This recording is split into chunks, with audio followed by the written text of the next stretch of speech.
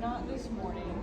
They video chatted with us yesterday, and Emma just cried the whole time. Oh my God. So we're taking a little bit of a break from that, at least until she's sleeping.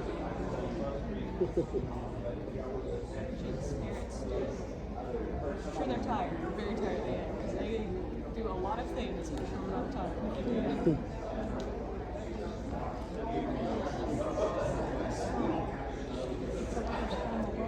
Actually, they've been before.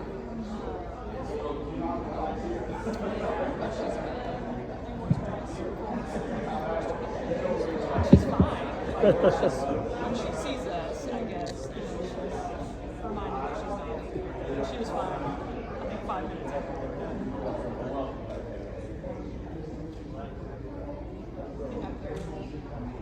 Schedule, they go to, used to be Dollar Tree, but now they've upgraded to Five Below, which is $5 for less than us. Grace came home with a full makeup kit yesterday. She was on the phone with about mascara.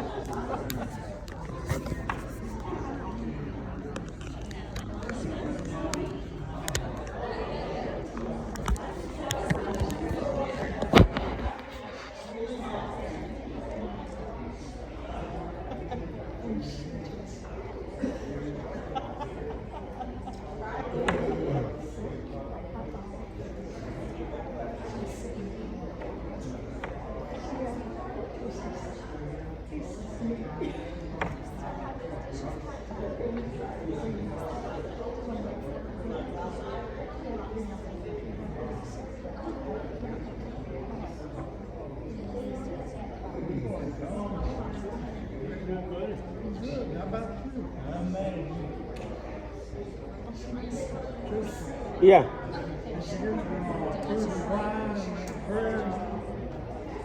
No, I didn't. Yeah.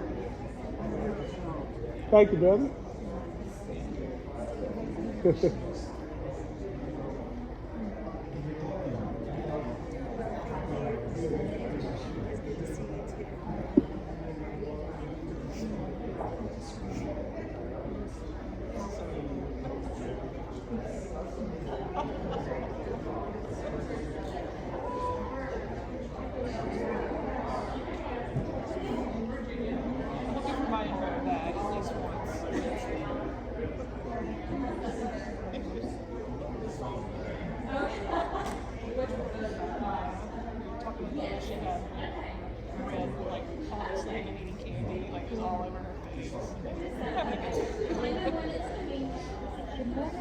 Good morning, how are you? Good. How are you doing, Chester? Doing great, bless. It's Christy. Christy Carter. Christy Carter. Yeah. Great. Where y'all sit? I'm sitting behind you. Mm-hmm. Okay. Grab an orange, Chip. Oh yeah, I'm sorry. How am I supposed to remember you? Here you go, Ray. Thank you, brother. I got your throwaway bag, too. Thank you, brother.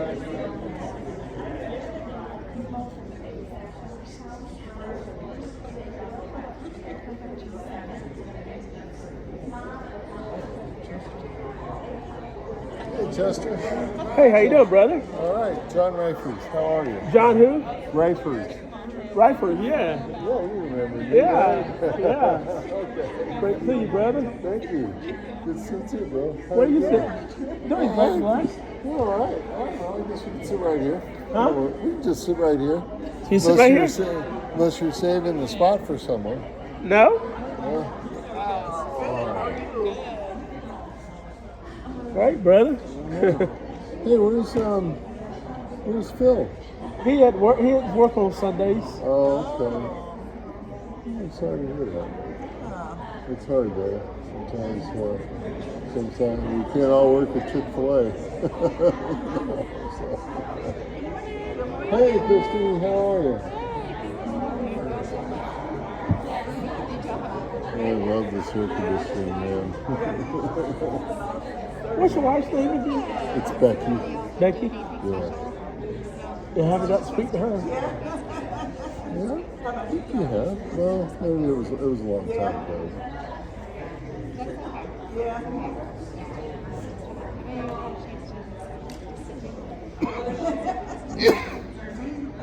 She's talking to Christy Scally right now. You know Christy? Yeah. Okay.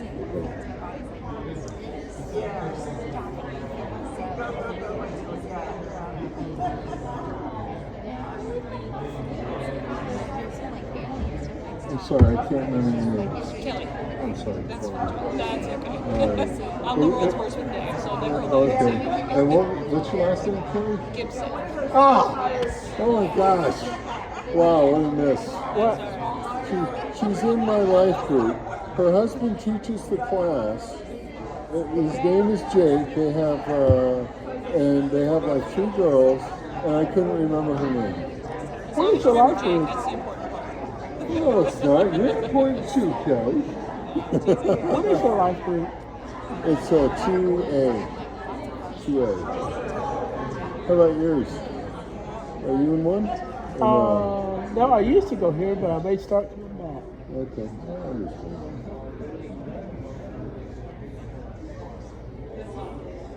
Hey, Sister Becky. Hi, how are you, Justin? Doing great, blessed. Yeah, well, you can't see. Nice to see You you. can't see. You Well, got I your tried hand to. up. I was trying to get. I should have told you she had her hand out. I'm sorry.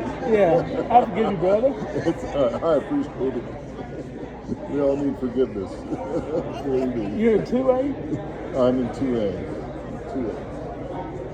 Yeah, I never recall a life group, so I always thought they were just. That's right. Yeah. But I was thinking, also, what do y'all need? I was wondering. They meet Sunday night, and it's only once every 3 months or so. So right now, I think it's, I can't remember if it's group 1 or group 3's rotation. Okay, so we'll probably be in August.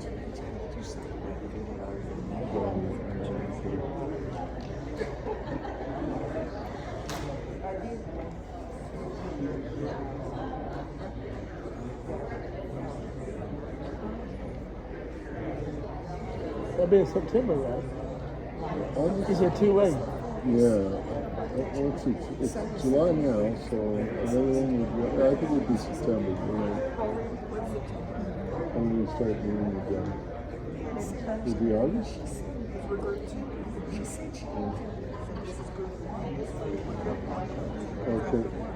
Okay, so it would be August.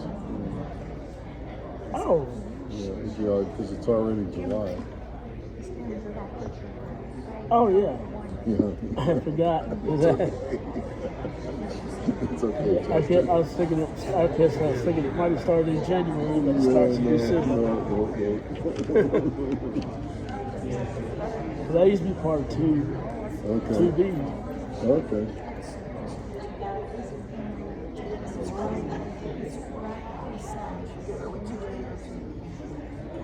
Yeah, 2A.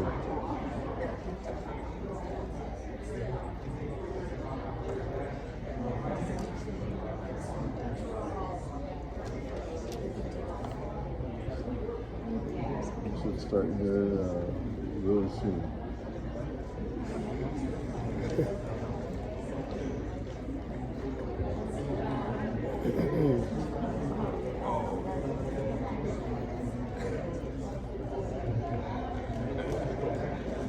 question about bees.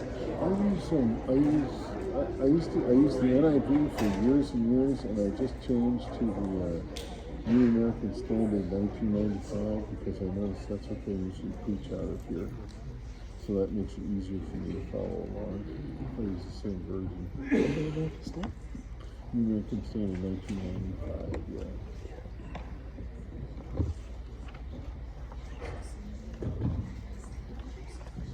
All right, good morning, everyone. It is 9 o'clock and 8 seconds. The clock back there, so we're almost right on time. Thank you all for being here this morning. It's good to be with you. And I see we have quite a few visitors out here with us today, so we're really glad to have you with us as well. You're joining a study here in the auditorium. We've been studying the last week of Jesus. This is lesson 10 of 13, so we're well into the class now. But if you're here Wednesday, we got into the trials of Jesus that began really late Thursday night, really the middle of the night, Thursday night, Friday morning. Remember we talked about that there really seem to be 6 different parts of the trials of Jesus. Kind of divide those into Jewish trials and Roman trials to help us think about them. But we talked about the Jewish trials on Wednesday, where Jesus appeared before Annas, the former high priest. Then he appeared before Caiaphas, and the council would appear to be a couple times. And remember, they had already determined what the verdict was going to be against Jesus, that he was going to be condemned to die. They just had to figure out what the charge was going to be in order for them to condemn him. And so they tried to bring false witnesses, and even the false witnesses couldn't agree. They couldn't find anything to pin on Jesus. And so finally the high priest just turns to Jesus himself. And Jesus affirms to them that he's the Christ, the Son of God. And so they accuse him of blasphemy and say that he should be condemned to die. And so we're going to pick up there and continue this morning. I want to just let you know how today's class is going to go. We're going to talk about Jesus' interaction with Pilate. And when you study the 4 different gospel accounts, the different writers, they expound on different parts of this, and there's some details in others, and others give more detail in other parts. And this is a class where we are looking at, trying to look at a harmonized view, so we're considering all of the accounts. And so what I've done this morning is on the screen, you're going to see only verses, but they are verses pulled from the different accounts in what appears to me to be in a chronological order. And I've tried to reconcile that with other sources I trust, but trying to really just take a comprehensive look, get as much detail as we can about what happens here between Jesus and Pilate. And I just want to give a disclaimer that normally it's not something I like to do, or really anybody that teaches here, just pull verses from different places and put them together to fit a narrative. I don't want to make it seem like I'm just trying to make it say what I want it to say. And I'll even say too, just so you know, this is not even the only way that you have to study the life of Jesus or the last week of Jesus.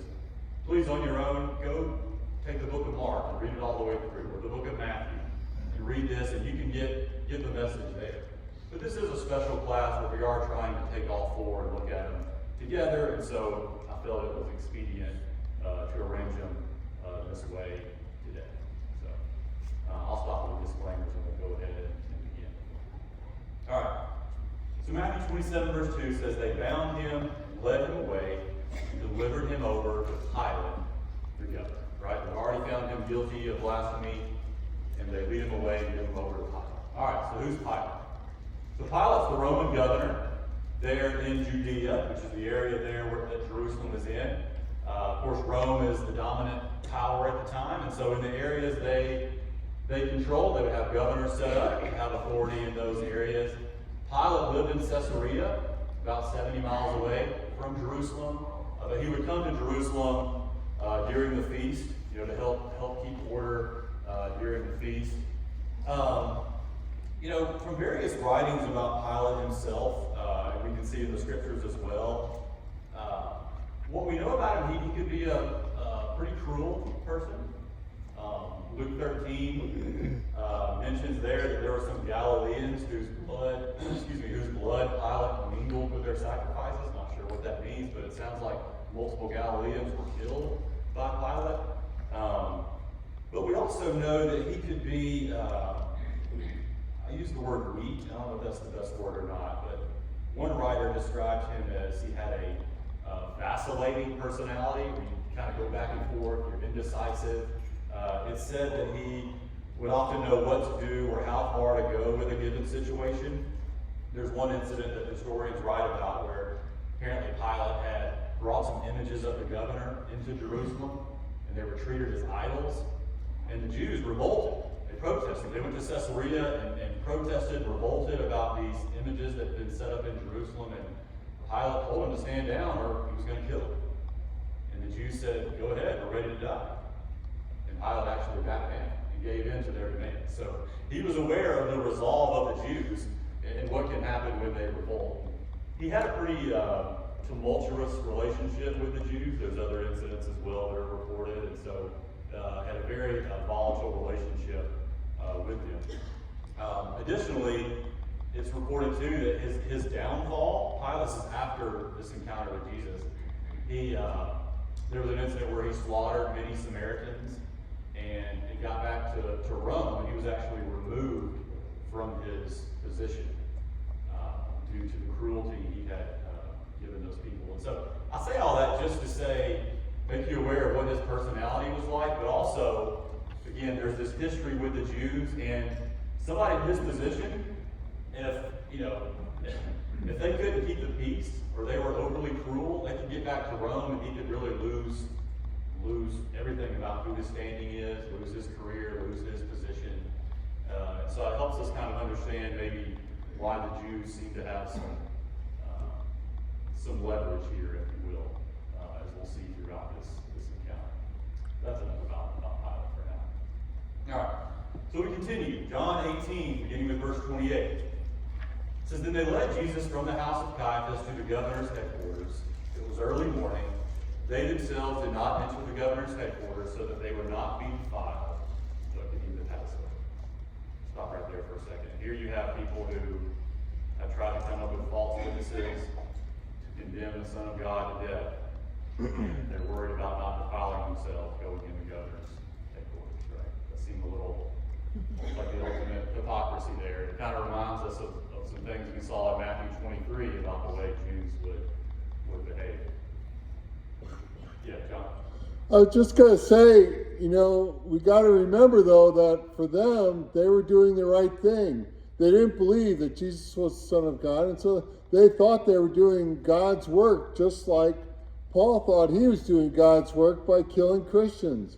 And so we need to not underestimate the resolve of someone who really believes they are on a mission from God. Yeah, I may question that a little bit. I hear what you're saying, but we're going to see later what their motive really was. I'm going to say they did it out of envy, so their motives may have not been that pure. No. I hear what you're saying, but they certainly were very convicted about what they were doing. Yeah. So Pilate went outside to them and said, What accusation do you bring against this man? And they answered him, If this man were not doing evil, we would not have delivered him over to you. What would happen if they just brought to Pilate and they said, We found Jesus guilty of blasphemy? Would that have meant anything to Pilate? No. Not really, right? That was a religious charge based on the law, based on the Jewish or God's law. That wouldn't have meant anything to Pilate. So it seems like they're just bringing Jesus to him and they're really hoping that he'll just take their word for it. If this man were not doing evil, we would not have brought him to you. Pilate said to them, Well, take him yourselves and judge him by your own law. The Jews said to him, It's not lawful for us to put anyone to death. This was to fulfill the word Jesus had spoken to show by what kind of death he was going to die. That was true. The Jews did not have authority to carry out capital punishment. That's something that the Romans had to do. That's something that the governor in the area was responsible for, deciding cases of capital punishment. And so it says this was fulfill the word. Jesus was not going to die by a Jewish execution, which blasphemy under the old law would have been stoning under the Jewish execution, but he was going to be killed by a Roman execution on the cross. Well, to be fair, they abdicated their own law. They just pick and choose which laws they want to enforce. Oh, sure, yeah, absolutely. Which ones fit what they were trying to do. So it's not going to work. He's not just going to take their word for it. And so they begin to accuse him, saying, "We found this man misleading our nation and forbidding us to give tribute to Caesar, and saying that he himself is Christ the King." Right? So they come up with several accusations here. He's misleading our nation, whatever they're referring to there, right? It's kind of vague. He's not going along with what we're teaching, so he's misleading the nation. Forbidding us to give tribute to Caesar, was that true? False. I mean, that was just a Absolute flat lie. right? Yeah. We talked about that in one of our earlier classes when they came to question Jesus and they tried to trick him, right? By asking him a question about should he pay taxes to Caesar. And Jesus said, "Give to Caesar's what is Caesar's and render to God's what is God's." So this is just an outright lie. And he says that he himself is Christ, a king. And that's really the one that Pilate's going to latch onto the most. Because if you're in somebody in Pilate's position, there's really no greater charge or accusation that could be made about someone, that this is somebody who's saying he's a king. He's going to challenge Roman authority. And so he's really going to latch on to that one. Back to John 18, it says, "So Pilate entered his headquarters again and called Jesus and said to him, 'Are you the king of the Jews?'" Seems like, the Jews are out on the outside. They won't go in. Pilate comes back into his headquarters and brings Jesus in there with him to talk to him. And asked him, "Are you the king of the Jews?" Jesus answered, "Do you say this of your own accord? Or did others say it to you about me?" It's an interesting question from Jesus here in this moment, at least to me. I think what he's trying to get Pilate to see here is really the significance of what he's asking Jesus, right? How important this question is for him to ask, "Are you the king of the Jews?" And it seems like he's wanting Pilate to do a little self-reflection, right? Like, Pilate, you're going to have to decide for yourself who I am. Am I the king? He said, "So did you say this of your own accord, or did others just hear it from other people?" Right? I think that's kind of a theme we can think about in the interaction here between Jesus and Pilate, is that Pilate is somebody here who is being presented with Jesus. Jesus is before him, and he's got to decide who Jesus is and what he's going to do with him, what he's going to do with him. Not to just skip to the application part, but isn't that something that we all really have to do? We all are faced with Jesus and have to decide who he is and what we're going to do with Jesus. So I think that's a good way for us to think about this interaction between them. We're going to see Pilate, come to some conclusions about Jesus, and then we'll see what he does about it. But at this point, Pilate kind of rejects the self-reflection part of it. He just says, "Am I a Jew? Your own nation and the chief priest have delivered you over to me. What have you done? What does this have to do with me? I'm not a Jew. Don't question me. They brought you to me. What is it that you've done?" Jesus, continuing there in John, says, "My kingdom is not of this world.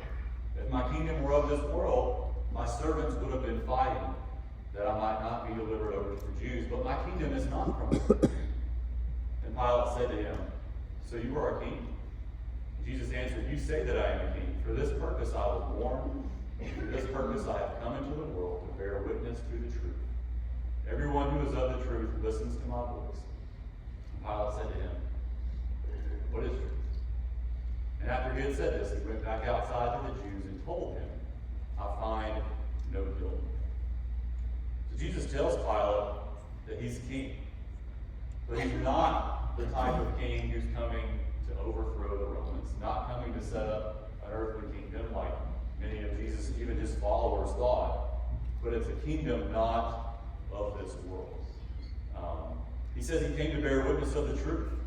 What truth is that? I think here in this context, the truth that he is the king, that he's the one with all authority, that he's the Son of God, that he's a king that's setting up his kingdom, not of this world. Remember, that's the purpose of John's gospel, that you may believe that Jesus is the Christ, the Son of God. He says, "I came to bear witness of the truth." And Pilate, what is Pilate's attitude toward truth? What's truth? And is that kind of the mentality faced with Jesus, right? Jesus is coming to bring this truth. That's really a huge obstacle for a lot of people, right? Because truth, what's truth? Truth is relative. My truth, your truth, whatever I want the truth to be. But the real problem when people are faced with Jesus, and Jesus says, no, I am the truth. This is the truth. People struggle with that, just like Pilate. After he had said this, he went back outside to the Jews and told them, I find no guilt in him. Pilate's going to say that several times throughout this interaction. Back to Matthew 27. It says, but when he was accused by the chief priests and elders, he gave no answer. There's really no reason for Jesus to respond to the Jews. They're not looking for truth, right? They've already made up their mind. Their motives are not so pure. So he doesn't even answer them anymore. And Pilate said to him, do you not hear how many things they testify against you? But he gave him no answer, not even to a single charge, so that the governor was greatly amazed. It's a remarkable detail there at the end, the amazement that Pilate has seeing Jesus. You can almost imagine, Pilate, this is obviously not his first trial. He's presided over it. He's probably done so many. You can imagine what most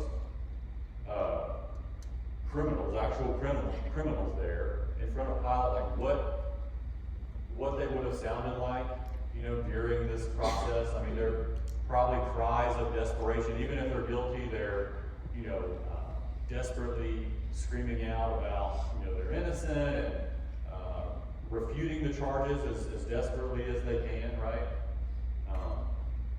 But this was probably unlike anything he had ever seen.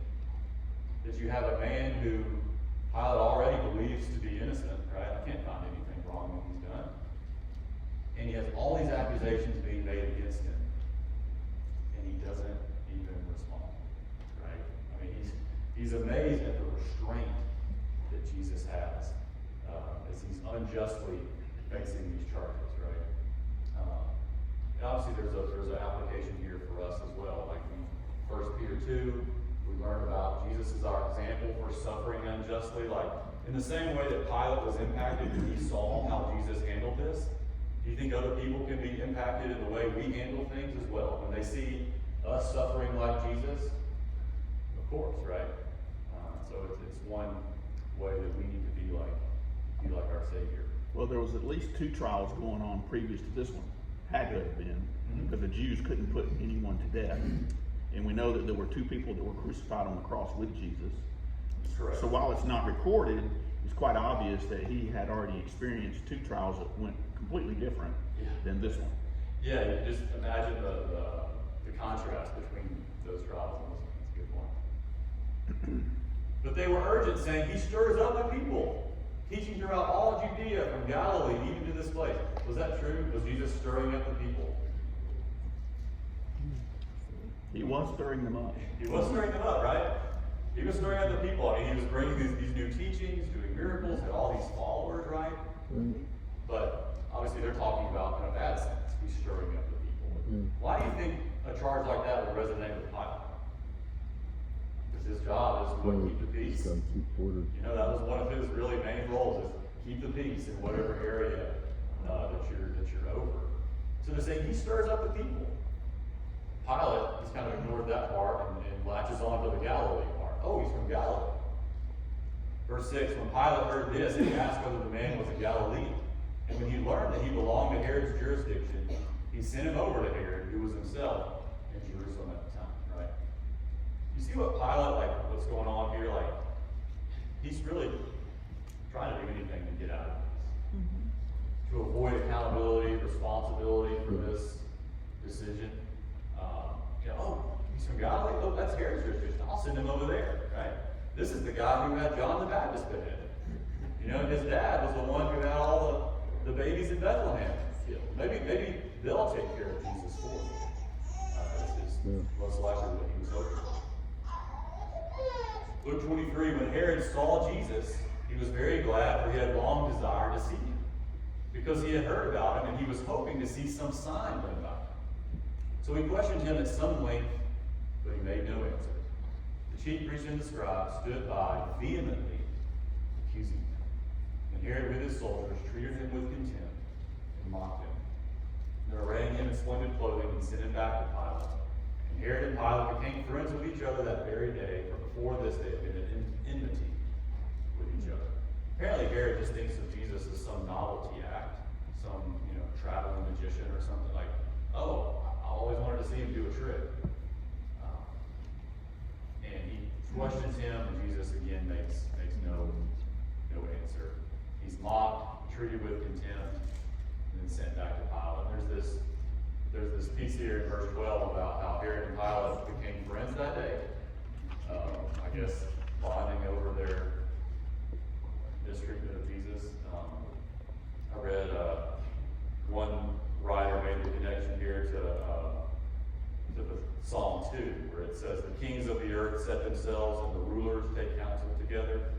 We have a couple rulers here kind of coming together over mistreatment of Jesus, and you can look at that psalm yourself if you want and see if that connection is there. Continuing in Luke 23, Pilate then called together the chief priests and the rulers and the people and said to them, you brought me this man as one who was misleading the people.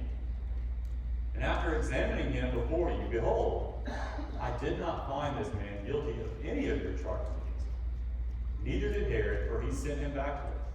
Look, nothing deserving death has been done by him. I will therefore punish and release him. So Pilate's conclusion to this point is, I can't see Jesus has done anything wrong. Everything you accuse him of, I can't find him guilty of any of that. So what would have been the right thing for Pilate to do if that's his conclusion? Let Jesus go. Let him go, right? Release him. But he says, I'll punish him and release him. Well, what grounds does he have to punish him? Really none, right? So what's Pilate thinking here? Well, his grounds for punishing him were he didn't want a revolt on his hands. He thought that would quell it. Yeah, all right, I'll punish him, and maybe that'll be enough for him, right? So that'll be enough to satisfy whatever they're looking for here, right? And then I'll release him, right? Again, if you try to step into Pilate's mind for a second, right? He knows Jesus is innocent, right? But he's also concerned about this possible revolt, right? And what could happen if there is a revolt? Maybe he'll be removed from his position, he'll lose everything about his career or his standing or his prominence. And so he's thinking, well, I'll just punish him and release him, right? That way I can justify to myself, well, at least I didn't kill him, right? At least I didn't do the real bad. And I'm going to see his mind working like that. Wayne, did you have your hand up? Yeah, I did. I was going to say, it's interesting that this comes out here in Luke with regards to the fact that the charge or the accusation is rebellion. Yeah. But, back in John, it doesn't give you that flavor, it gives you a slightly different flavor, as if there's some law that, Jewish law that Jesus had, broken. And then they go on to, later on they go on to say, well, yes, he made himself out to be the Son of God. Yeah. And so you can see the accusations are different. And these are all before Pilate, so Right. they're changing the story. Yeah. And the other thing I was going to mention is that it's an unusual kind of trial, because you have the accusers who are not even in the court, and the judges were going back and forth between the accusers and the Right. so Yeah, and picture him just like walking back and forth from outside to inside. And, it's definitely unusual in a lot of ways. That being one of them. Yeah, Were you gonna bring in the life's contributions? that'll come up very soon. Yeah. So he says, I'll punish him and release him. Even though, again, speaking in terms of justice here, he has no reason to punish him, but he's obviously trying to pacify the crowd. Now at the feast, the governor was accustomed to release to the crowd any one prisoner whom they wanted. And they had then a notorious prisoner called Barabbas. So when they had gathered, Pilate said to them, whom do you want me to release for you, Barabbas or Jesus, who was called Christ? For he knew that it was out of envy they had delivered him up. Pilate's hoping that, look, if I just present this choice to them, between Barabbas, we haven't read yet, that he's a murderer and an insurrectionist. If I present the choice between Barabbas and Jesus, this carpenter, who has done nothing wrong, surely they'll ask for Jesus to be released. Because he knows that their motives, again, they're just out of envy, right? They had delivered him up. Verse 19 says, besides, while he was sitting on the judgment seat, his wife sent word to him, have nothing to do with that righteous man, for I have suffered much because of him today in the dream. Kind of interesting detail there. Even his wife says, don't have anything to do with him. I don't know if this is a dream from the Lord or not, but she obviously has a dream, and from that dream she says to her husband, don't have anything to do, because he's a righteous man. Do you have something to add, Michael, on that? But I think it's just a series of signals and his own conclusions that are trying to push him in the direction of he's innocent, let's get out of this. But eventually, Yeah, and I was hoping at the end we could kind of reflect on everything with Pilate and all, and we can still do that, but we may run out of time. But like, you think about like all the things going through Pilate's mind here. Yeah, I think he knows what the right thing to do is at this point, right? He knows Jesus is innocent. The right thing to do would be to release him, right? And who's the one in charge here? Like, who has the ultimate authority in the situation? It's Pilate, right? Earthly speaking, it's Pilate. Yet, he's also thinking about what might happen if they revolt, what could happen to him personally if that happened. So he's got all these things going on in his mind. And now he has his wife telling him, like, I had this dream, like, I had nothing to do with it. So it's like another thing that's on his mind that's a factor for him as he's considering what to do here. We can talk more about that here in a minute. Says the chief priest and the elders persuaded the crowd to ask for Barabbas and destroy Jesus.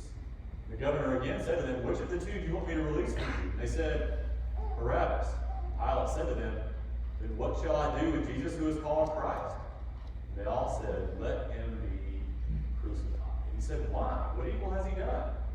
But they shouted all the more, let him be crucified. Luke 23, they all cry out together, away with this man, and release to us Barabbas, a man who had been thrown into prison for an insurrection started in the city and for murder. Seems like Luke's wording, he's really trying to emphasize just how bad Barabbas is. Barabbas, a man who had been thrown into prison for insurrection started in the city and for murder. Pilate addressed them once more, desiring to release Jesus, but they kept shouting, crucify him, crucify him. And a third time he said to them, why? What evil has he done? I have found in him no guilt deserving death. I will therefore punish and release him. But they were urgent, demanding with loud cries that he should be crucified. And their voices prevailed. Again, we get more details on Barabbas here, who he is. We'll talk more about him in a moment. He's an insurrectionist, which is interesting because insurrection is essentially stirring up the people, right? And that's really what they've accused Jesus of doing already, is stirring up the people. So we'll think about that more here in a second. And murder as well. Alright, so Pilate said he would punish him. So Pilate took Jesus and he flogged him. Or scourged, the other accounts say. It's always remarkable to me how little detail that the writers provide on things like scourging or flogging, right? They spare the gruesome details of what it would have entailed. And so I don't want us to overemphasize that, right? But just make sure we understand, and just for informational purposes, the Roman scourge usually was a short wooden handle with leather straps attached to it that have sharp pieces of metal or glass or bone fragments in those straps. And really the intent was to remove the flesh. The criminal would often stand tied to a column with their entire back exposed. And often two soldiers would stand on either side and take turns whipping and scourging the flesh. To remove it, obviously, lots of blood and then even inward parts would be exposed. And historians at the time described this as obviously something that was horrific to see. The goal was to bring people close to death, and some would even die, right? The goal was to bring them like a step away from death. And, of course, if somebody received this punishment, they would be disfigured for the rest of their life as a result of having the marks and the removal of the flesh on their back. And so Jesus is standing there, having soldiers whip him, his flesh torn away, losing blood. Kind of makes you think of Isaiah 52:14, which is talking about the suffering servant. Says his appearance was so marred beyond human semblance, and his form beyond that of the children of mankind. Makes you wonder if we're talking about this incident here, or perhaps just the entire torturous process here, that Jesus didn't even resemble human form anymore. After that, says the soldiers led him away inside the palace, that is the governor's headquarters, and they called together the whole battalion. Battalions, talked about a Roman cohort last time, a few hundred soldiers. That's really what we're talking about here.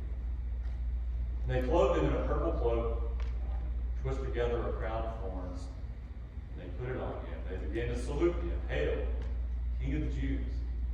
They were striking his head with a reed, and spitting on him and kneeling down in homage to him. Obviously, they're making a mockery of Jesus claiming to be a king. The purple cloak, purple was the royal color. They put purple robes on him, put a crown on him, but it's a crown of thorns. Again, not set gently on Jesus' head, but a crown of thorns put on his head, and no doubt pulled down to a point where the thorns are penetrating his scalp. And they start striking his head with a reed. Imagine how that felt with the crown of thorns already on his head. Striking the head and spitting on him. I mean, even today, it's one of the most humiliating things you can do to somebody, or have done to you. Somebody spitting on you. Again, how many soldiers are doing this to him? It's a lot. Spitting on him, kneeling down in homage to him. Yes? This situation makes me think of a couple of things. One, sometimes in our society, people believe that because a lot of people are on board with a particular thing, it must be right. That's not true. You have thousands of people wrong about one thing. Yeah. Obviously, they were wrong about what Pilate and people wanted to do to Jesus. And, I just always think, what role did Satan play in that? He's not mentioned in this particular case, but I just wonder, Pilate, deep in his heart, didn't really believe Jesus had done anything, so why did he get on board? And people today, sometimes they know something is wrong, the number of things. They know it's wrong, but they do it anyway. Why is that? That's a great question. We could spend time on. Yeah, I think this whole story of Pilate is really a case in what happens when you know the right thing to do, but there's other things you're thinking about, like, well, what might this cost me, right? I'm thinking about the people around you, your circumstances, and what this might cost, and so you're kind of waffling in between, and you delay this, even though you know what's right. You delay, you try to absolve yourself of responsibility. Let me shift it. Maybe I don't have to make a decision. You try to compromise in a way like Pilate did. Said, I'll punish him. And at least I didn't do something that was worse, right? You start doing all those things when you start waffling in between what you know is right and then getting into all those other pressures. And so maybe the main takeaway here is that if we know what's right, do we need to make up our mind to do it, right? No matter what the other people are saying, no matter what the other pressures are, if I know what's right, if can make up our minds and commit to doing it. Which sadly Pilate didn't do, but, yeah, we could probably talk about that. And talk about Satan, I don't know exactly how Satan's working here, but I know he can take advantage of when we are in this situation where we're going back and forth, and that's certainly an area where we are vulnerable in that moment. I'm sure he takes advantage. Yes, ma'am? Yeah, when you, mentioned how they did the scourging in those days, that sounds like it's pretty harsh discipline, but it's true. Yeah. What they do to a person. Oh yeah, certainly, yeah. I mean, Jesus, he wasn't the only one that received this command. It was done, fairly regularly, and, The deeds that could be hung with them.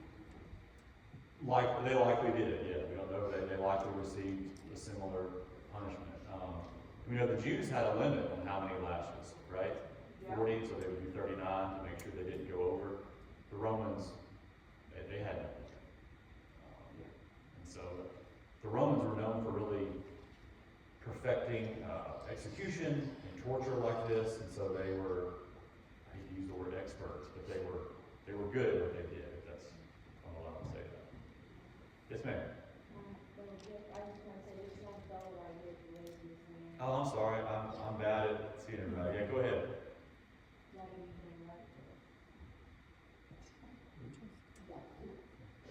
Want to come back? I think she's talking. Go ahead, Chester. Okay.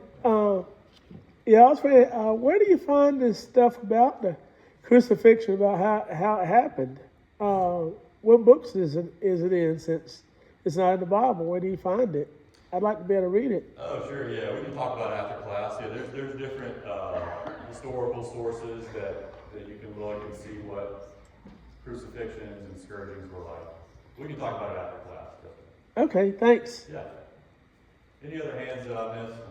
Yes, Nadia. When you were speaking about Pilate and you described him as politician, right? Yeah. Kind of like seeking.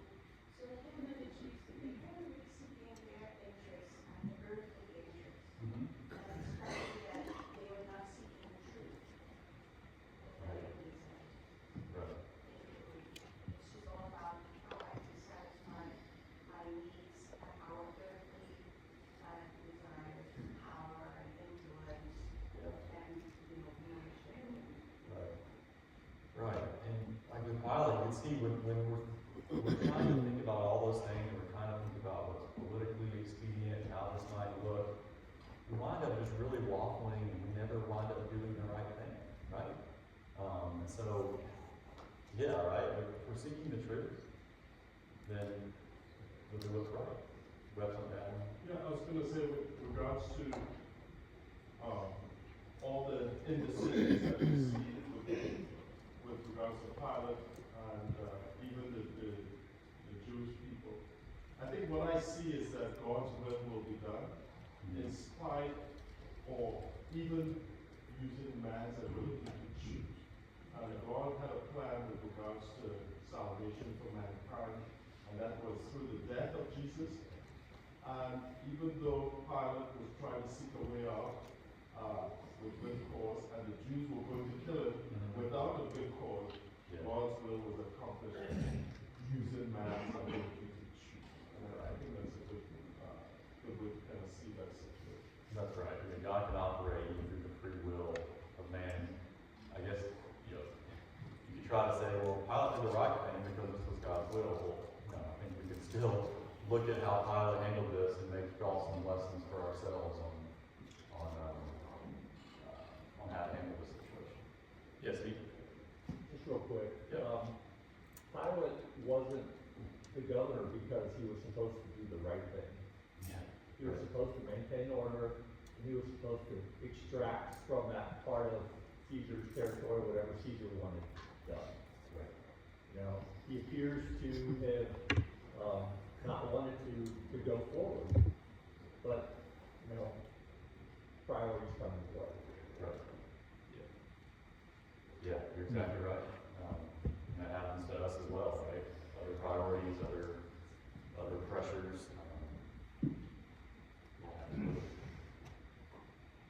We continue in John 19. Pilate went out again and said to him, this is after Jesus has been flogged, See, I'm bringing him out to you that you may know I find no guilt in him. Jesus has been scourged, spit on, struck. Look, I'm bringing him out so you'll know that I find him innocent. Tough look here for Pilate. Jesus came out wearing the crown of thorns and the purple robe, and Pilate said to them, "Behold the man!"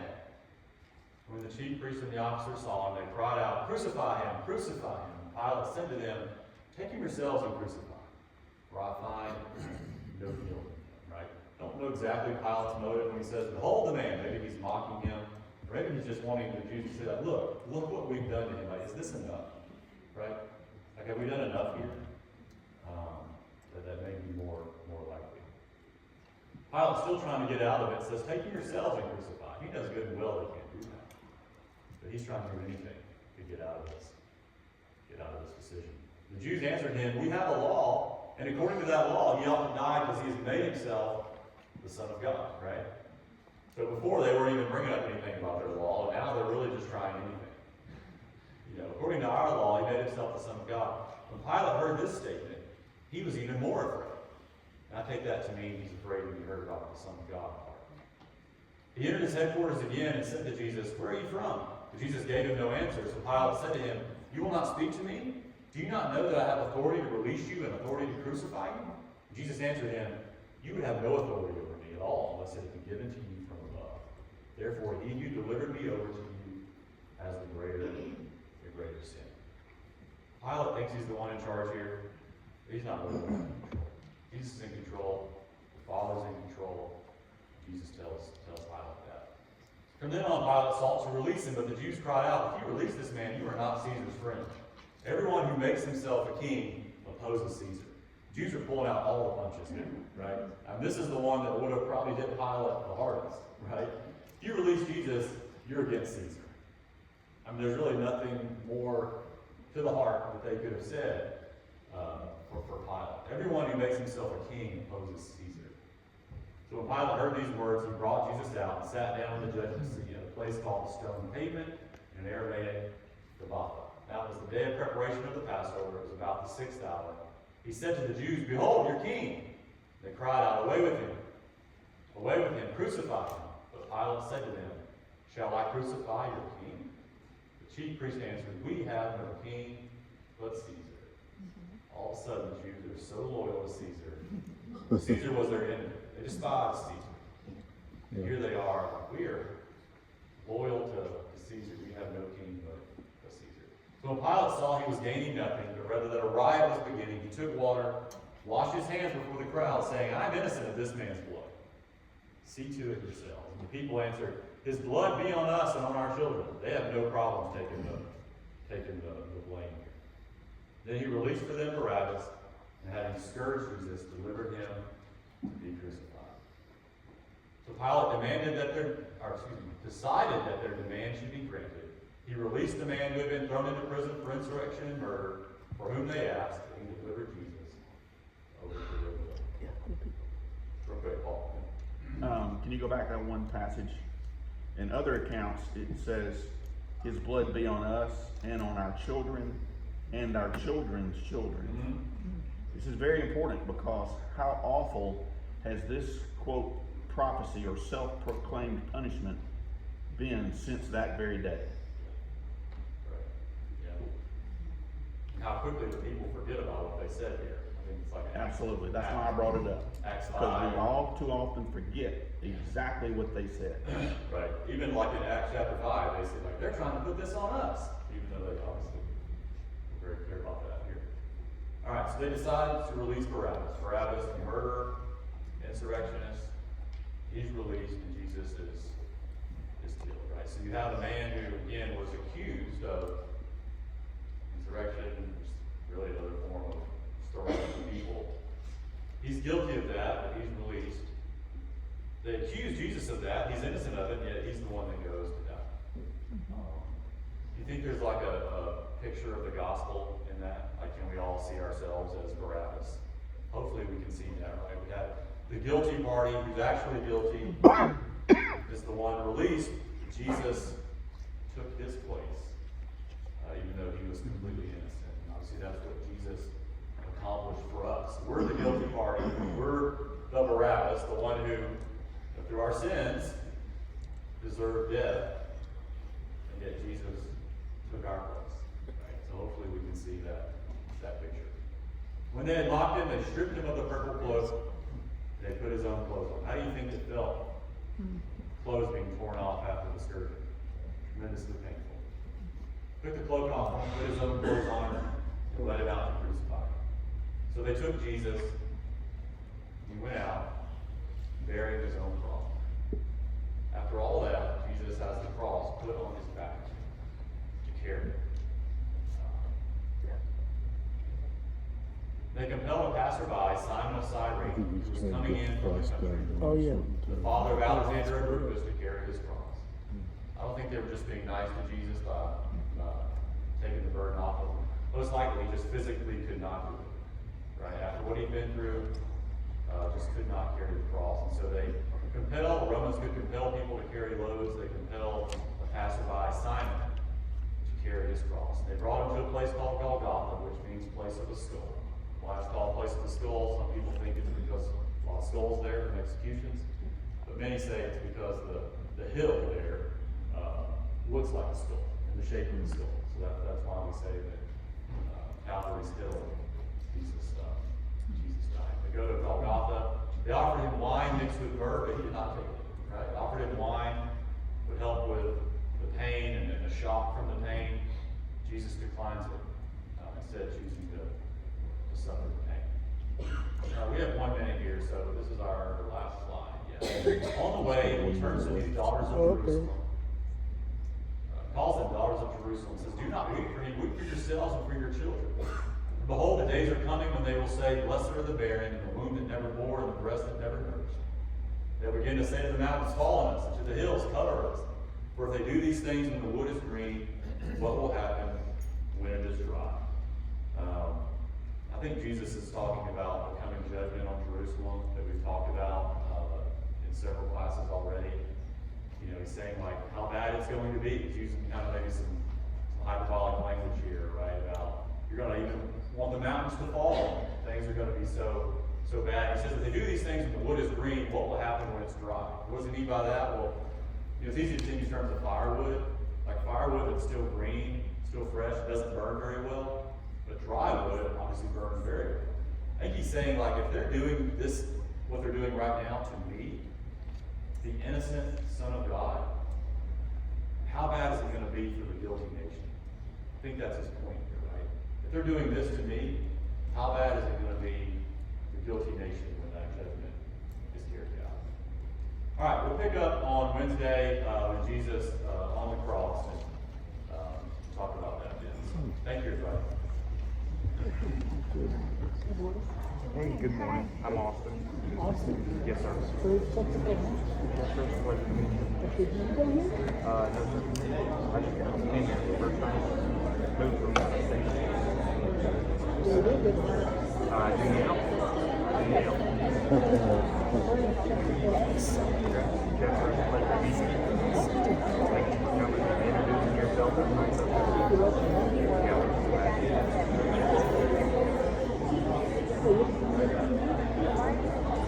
My wife will. I don't know if I'll be interested, but I'll try what I can.